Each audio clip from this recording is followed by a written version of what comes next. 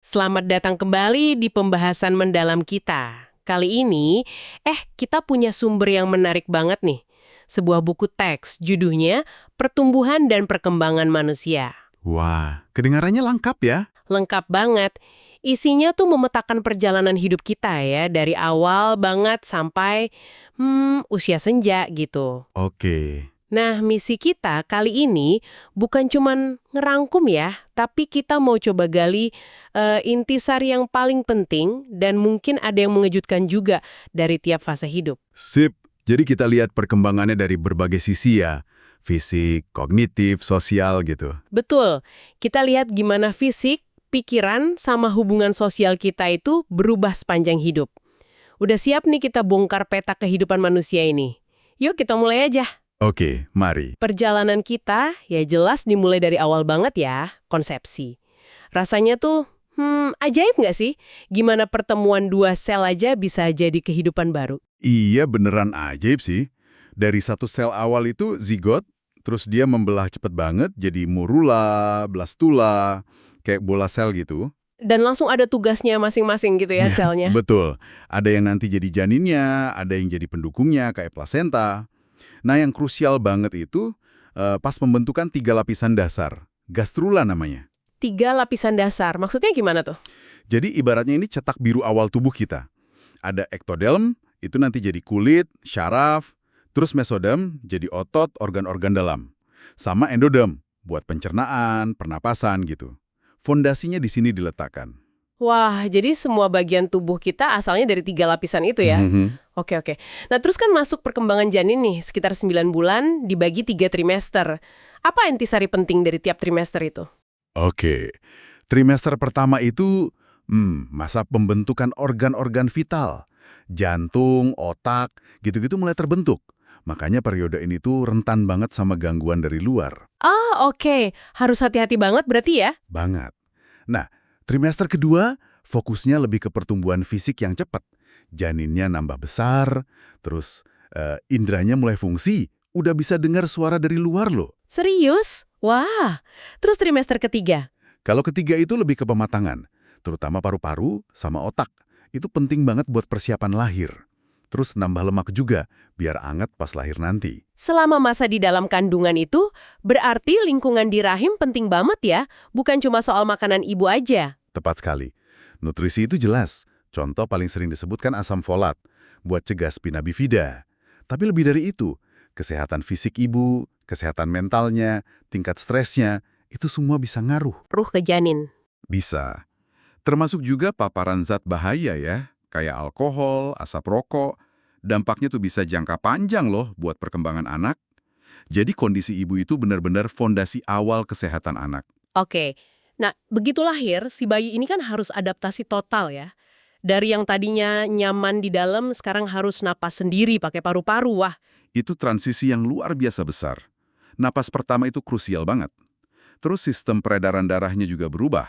Ada saluran-saluran khusus pasti janin yang harus nutup. Dia juga harus belajar ngatur suhu tubuh sendiri. pencernaannya juga mulai kerja ya. Terus sistem imunnya. Iya, pencernaan mulai proses ASI atau susu formula.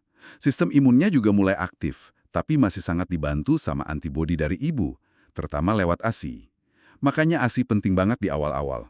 Ini masa adaptasi yang cepat banget. Fisiknya juga kan tumbuhnya cepet banget di tahun pertama. Betul. Makanya penting banget kita pantau pertumbuhannya. Pakai KMS atau grafik WHO itu kan, biar ketahuan kalau ada masalah gizi. Bisa kurang gizi, stunting, atau malah kelebihan, obesitas bayi. Iya. Tapi bukan cuma fisik ya. Katanya otaknya juga berkembang pesat banget. Oh iya, banget. Ada proses namanya mielinisasi. Itu kayak pelapisan serabut sarafnya biar kerjanya lebih cepat.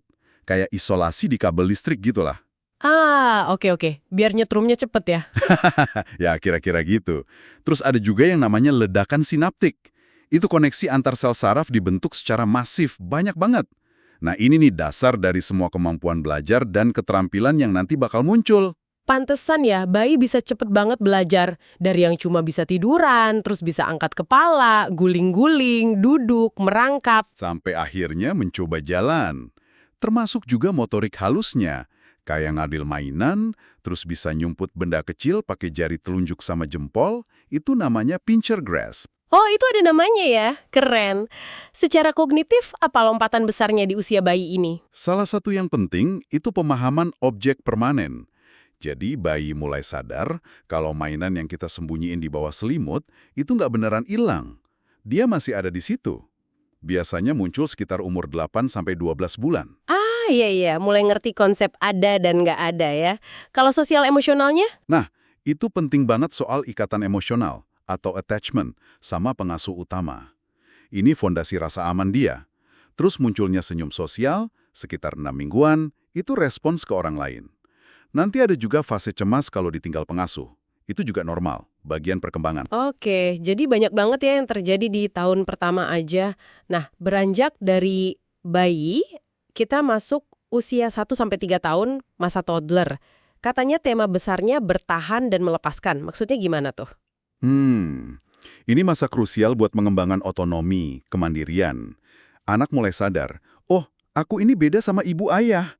Aku punya mauku sendiri. Makanya kita sering dengar banget kan, anak umur segini bilang, nggak mau, atau aku sendiri. Haha, iya banget. Itu bukan sengaja ngelawan ya berarti? Bukan semata-mata ngelawan. Itu bagian penting dari dia ngebentuk identitas awal. Dia bertahan sama keinginannya, tapi dia juga harus belajar melepaskan kalau keinginannya nggak bisa terpenuhi. Nah, kadang frustrasinya ini muncul jadi tantrum. Jadi tantrum itu bisa jadi karena dia frustrasi pengen mandiri tapi belum bisa ngomonginnya dengan baik, atau ya emang kemauannya nggak bisa diturutin saat itu. Menarik. Fisiknya gimana di usia toddler? Pertumbuhannya melambat ya dibanding bayi? Iya, pertumbuhannya melambat. Penampilannya juga udah beda, nggak montok kayak bayi lagi. Mulai kelihatan lebih proporsional, ya meskipun perutnya kadang masih agak buncit ya. Hehe, iya. Tapi motoriknya makin jago ya? Oh iya, dari yang jalannya masih goyah, jadi bisa lari, naik turun tangga sendiri, coba-coba lompat. Ini masa eksplorasi fisik yang luar biasa, pengen coba semua. Sistem tubuhnya juga makin oke kan? Katanya lebih tahan penyakit dibanding bayi. Betul, imunnya lebih kuat. Meski ya, infeksi telinga atau tenggorokan masih sering. Pengaturan suhu tubuh lebih bagus. Pencernaannya juga udah siap buat pola makan keluarga, 3 kali sehari plus snack. Dan, nah ini, yang ditunggu-tunggu orang tua biasanya. Toilet training? Iya, kesiapan fisik buat kontrol buang air, kandung kemih sama ususnya, biasanya mulai berkembang antara 18-24 bulan. Tapi kesiapan mentalnya beda-beda tiap anak ya. Oke. Secara kognitif gimana di usia ini? Mereka mulai bisa berpikir secara simbolis. Misalnya balok kayu bisa dia jadiin telepon-teleponan. Mulai paham konsep waktu sederhana, kayak sebentar lagi, atau abis ini. Dan yang penting juga, dia makin bisa bedain dirinya sama orang lain. Belajar nunggu giliran, belajar berbagi. Wah, itu jadi tantangan sosial utama di fase ini. Oke.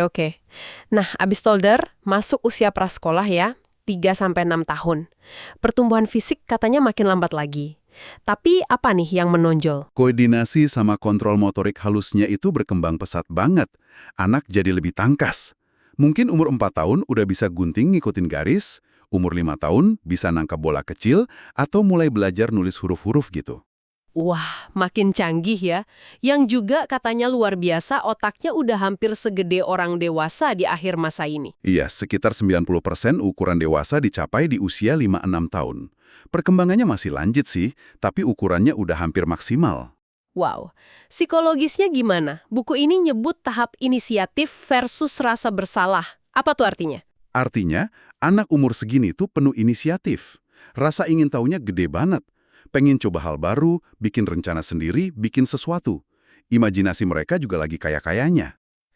Ini masa-masanya punya teman hayalan itu ya? Nah, iya. Nah, itu normal banget loh.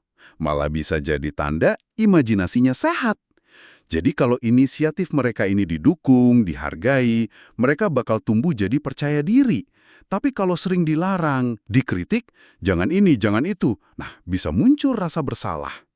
Jadi ngasih kesempatan buat mencoba, bahkan kalau gagal tapi aman itu penting ya, biar inisiatifnya tumbuh. Penting banget. Gagal itu bagian dari belajar kok. Nah, secara sosial, mereka juga mulai beda mainnya. Udah mulai bisa main bareng secara kooperatif, ada aturan mainnya, bukan cuma main sendiri-sendiri, sebelahan aja. Udah bisa main masak-masakan bareng gitu ya. Betul. Mereka juga mulai ngerti peran dalam keluarga, di masyarakat secara sederhana. Terus, rasa ingin tahu soal perbedaan gender, soal tubuh, itu juga lagi tinggi-tingginya. Ini bagian normal dari perkembangan identitas mereka. Oke, kalau cara berpikirnya gimana? Masih unik katanya ya, agak egosentris. Iya, pemikiran pra-operasional namanya, kalau kata Piaget. Masih agak susah lihat dari sudut pandang orang lain, tapi udah mulai berkurang kok egosentrisnya dibanding toddler. Belajarnya banyak dari ngeliat, niru. Tapi yang benar-benar meledak di usia ini itu bahasanya. Wah, gimana tuh? Kosakatanya nambah dari ratusan jadi ribuan kata. Mereka mulai bisa cerita panjang, nanya terus-terusan kenapa, pakai kalimat yang makin rumit. Ini fondasi penting banget buat nanti belajar baca tulis di sekolah. Keren banget ya perkembangannya. Nah, menginjak usia sekolah nih, 6-12 tahun, pertumbuhan fisik katanya lebih stabil, tapi perubahan besar di dalam dirinya apa aja? Lompatan kognitifnya signifikan banget, masuk tahap operasional konkret. Artinya, mereka udah mulai bisa mikir logis, tapi buat hal-hal yang konkret, yang bisa dilihat atau dipegang. Contohnya gimana tuh? Misalnya mereka udah paham konsep konservasi. Kalau ada air di gelas tinggi kurus, dipindah ke gelas lebar pendek, mereka ngerti jumlah airnya tetap sama, nggak berubah cuma karena bentuk wadahnya beda. Bayi atau toddler kan belum bisa gitu. Oke. Udah bisa mikir logis buat yang nyata ya. Terus apa lagi? Mereka juga udah lebih bisa memahami sudut pandang orang lain, udah nggak terlalu egosentris lagi. Ini penting banget buat hubungan sosial dan belajar di sekolah kan? Harus ngikutin aturan kelas, kerja kelompok. Iya, betul. Nah, secara sosial emosional, fokusnya geser lagi ya. Erikson nyebutnya industry versus inferioritas. Apa tuh maksudnya? Fokusnya itu ke pengembangan kompetensi, keahlian, rasa mampu. Anak pengen ngerasa bisa, ngerasa produktif atau industrius. Entah itu jago di pelajaran sekolah, olahraga, main musik, atau bidang lain. Jadi pengen nunjukin kalau dia bisa sesuatu gitu ya? Iya, keberhasilan di bidang-bidang itu bakar bangun rasa industri, rasa mampu. Tapi kalau dia merasa gagal terus atau nggak punya bidang yang dia kuasai, nah bisa muncul perasaan rendah diri, inferior. Makanya dukungan buat nemuin dan ngembangin bakat atau minat itu penting banget di usia ini. Oke, dan katanya peran teman sebaya jadi sangat penting ya di usia ini, lebih dari sebelumnya. Jauh lebih penting. Banget malah. Kelompok teman sebaya itu jadi kayak laboratorium sosial utama buat mereka. Di situ mereka belajar macam-macam. Kerjasama, negosiasi, nyelesain konflik, bersaing secara sehat, belajar norma kelompok. Jadi diterima sama teman-teman itu penting banget ya buat rasa percaya dirinya. Penting banget. Itu sangat mempengaruhi self-esteem dan kesejahteraan mereka. Moralitasnya juga berkembang. Kalau tadinya cuma takut hukuman, sekarang mulai pengen nyenengin orang lain. Pengen jadi anak baik, dan mulai paham pentingnya ngikutin aturan sosial. Oke, nah setelah usia sekolah, datanglah masa remaja, sekitar 13-18 atau mungkin 20 tahun ya. Wah, ini masa transisi besar yang katanya sering penuh gejolak. Apa aja nih perubahan utamanya? Ada dua pilar besar perubahan di remaja. Pertama, jelas, pubertas. Perubahan fisik yang cepat banget menuju pematangan seksual. Itu yang ada ciri seks primer dan sekunder ya? Betul. Primer itu organ reproduksinya matang, kayak menstruasi pada cewek atau mimpi basah pada cowok. Sekunder itu yang kelihatan dari luar, tumbuh rambut di ketiak pubis, suara berubah, terutama cowok, payudara berkembang cewek, jakun muncul cowok, gitu-gitu. Waktunya bisa beda-beda ya. Cewek biasanya mulai lebih dulu. Oke, itu fisiknya. Terus pilar kedua tadi apa? Pencarian identitas. Ya. Ini yang secara psikologis paling menonjol. Erikson nyebutnya identitas versus kebingungan peran. Inti pertanyaannya itu, siapa sih aku ini sebenarnya? Gimana tuh proses nyarinya? Ya, remaja itu mencoba-coba berbagai peran. Eksplorasi nilai-nilai, gaya hidup, pilihan karir, orientasi seksual, macam-macam. Proses ini bisa bikin bingung. Kadang kelihatannya kayak memberontak sama aturan orang tua atau masyarakat. Tapi ini sebenarnya upaya mereka buat ngebentuk identitas diri yang utuh dan mandiri. Wah, nggak gampang ya ternyata. Kemampuan berpikirnya juga katanya berubah drastis ya di masa remaja. Udah bisa mikir abstrak. Iya, bener banget. Masuk tahap operasional formal, kalau kata Piaget.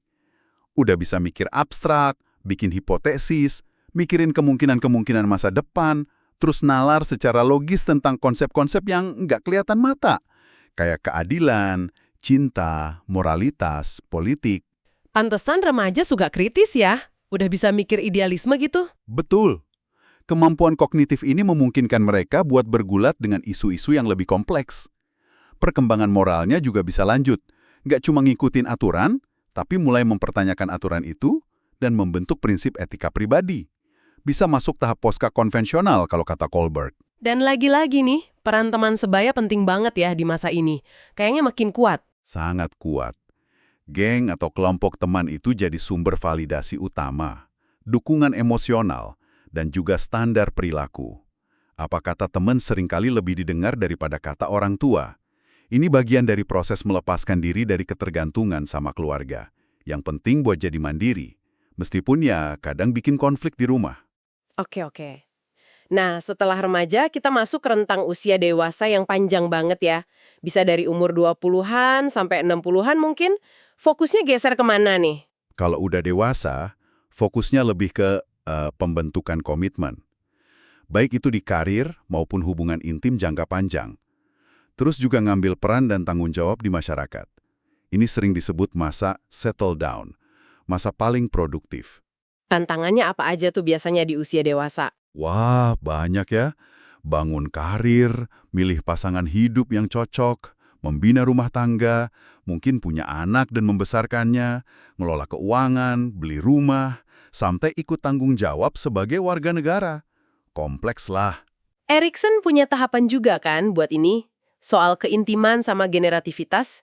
Iya betul. Di dewasa awal, sekitar 20-40-an, tantangannya intimasi versus isolasi. Mampukah dia membentuk hubungan dekat yang berkomitmen, intim secara emosional, tapi tanpa kehilangan jati dirinya sendiri?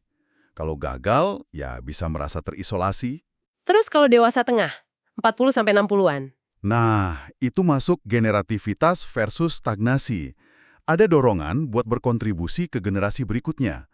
Bisa lewat pekerjaan yang bermakna, ngasuh anak, jadi mentor buat yang lebih muda, terlibat di komunitas. Intinya pengen ninggalin warisan positif. Kalau nggak ngerasa gitu, bisa muncul perasaan stagnan. Hidupnya gitu-gitu aja, nggak berarti. Jadi pengen ada kontribusinya ya. Nah, di usia dewasa ini juga kan isu kesehatan mulai banyak muncul ya. Dan seringnya terkait gaya hidup. Kayak penyakit jantung, diabetes, hipertensi gitu. Betul banget. Risiko penyakit tidak menular, PTM, itu memang meningkat seiring usia. Dan ini sangat dipengaruhi sama pilihan gaya hidup kita selama bertahun-tahun sebelumnya. Pola makan, aktivitas fisik, kebiasaan merokok, manajemen stres. Kesehatan mental juga penting. Gimana ngadepin stres kerjaan, masalah keluarga, itu semua jadi isu. Di masa inilah, pilihan gaya hidup kita benar-benar kelihatan dampaknya. Waduh, jadi pengingat nih ya. Oke, akhirnya kita sampai di masa terakhir nih, masa lanjut usia atau lansia. Biasanya di atas 60 atau 65 tahun ya. Apa ciri utama tahap kehidupan ini? Proses penuaan itu kan emang gitu. Hampir semua sistem tubuh kena pengaruh, meskipun kecepatannya beda-beda banget tiap orang. Contohnya apa aja tuh penurunannya? Wah, banyak. Paru-paru mungkin jadi kurang elastis, jantung dan pembuluh darah lebih kaku, risiko hipertensi naik, pencernaan bisa melambat, otak ada penyusutan sedikit, bisa ngaruh ke memori atau kecepatan berpikir. Indra juga menurun, penglihatan mungkin kabur, pendengaran suara nada tinggi berkurang. Tulang juga katanya lebih rapuh ya? Otot menyusut. Iya, tulang kehilangan kepadatan, risiko osteoporosis naik terutama pada wanita setelah menopause. Otot juga massa dan kekuatannya berkurang. Kulit jadi keriput, kering, fungsi ginjal menurun. Sistem imun juga melemah, jadi lebih rentan infeksi atau penyakit lain. Wah, kedengarannya kok banyak banget ya penurunannya. Apa cuma itu aja? Nggak ada tugas perkembangan atau aspek positifnya gitu di usia senja? Oh, tentu bukan cuma penurunan. Justru tugas perkembangan utamanya, menurut para ahli kayak Huffinghurst atau Erikson, itu adalah beradaptasi dengan semua perubahan ini. Adaptasi gimana maksudnya? Ya, menyesuaikan diri dengan penurunan fisik dan kesehatan, dengan pensiun dan mungkin pendapatan berkurang, mengatasi rasa kehilangan, bisa kehilangan pasangan, teman, status pekerjaan, tapi di sisi lain tetap berusaha nemuin makna dan kepuasan hidup. Erikson juga punya tahap buat ini kan? Iya, tahap terakhirnya integritas ego versus keputusasaan. Mencapai integritas itu artinya lansia bisa menerima perjalanan hidupnya secara utuh, baik suka maupun dukanya. dan merasa bahwa hidupnya itu bermakna. Kalau enggak, bisa muncul keputusasaan atau penyesalan. Jadi kunci utamanya adaptasi sama menemukan makna baru gitu ya. Meskipun ada tantangan kayak resiko kesepian, atau mungkin jadi tergantung sama orang lain. Tepat sekali. Makanya penting banget buat lansia itu tetap menjaga hubungan sosial, tetap aktif secara fisik dan mental sebisa mungkin, dan nemuin cara buat terus berkontribusi atau sekedar menikmati hidup. Banyak kok lansia yang justru nemuin kebebasan baru setelah pensiun atau seneng banget nikmatin peran jadi kakek nenek. Ini bukan akhir, tapi ya fase kehidupan lain dengan tantangan dan peluangnya sendiri. Wah, benar-benar sebuah perjalanan panjang ya dari awal banget sampai akhir. Kita udah kupas banyak banget nih lapisan dari sumber ini. Setelah dengar semua ini, apa ya kira-kira take away utama yang bisa kita bawa pulang? Menurut saya yang paling penting itu ngelihat kehidupan sebagai sebuah proses yang berkelanjutan dan kompleks banget. Tiap tahap itu punya tugasnya, tantangannya, tapi juga keindahannya sendiri. Jadi nggak bisa dilihat sepotong-sepotong ya? Nggak bisa. Dan memahami ini tuh bisa bantu kita lebih berempati sama orang lain yang ada di tahap beda. Sama anak kita, orang tua kita, pasangan, teman. Dan juga memahami diri kita sendiri. Kenapa kita begini sekarang? Ingat juga ya, ini selalu interaksi kompleks antara genetik kita, lingkungan, pengalaman, pilihan gaya hidup, dukungan sosial. Nggak ada satu jalur yang sama persis buat semua orang. Bener banget. Pemahaman ini bisa jadi bekal berharga ya buat navigasi hidup kita sendiri atau buat dukung orang-orang di sekitar kita. Nah, sebagai penutup nih, mungkin ada pertanyaan buat Anda renungkan di rumah.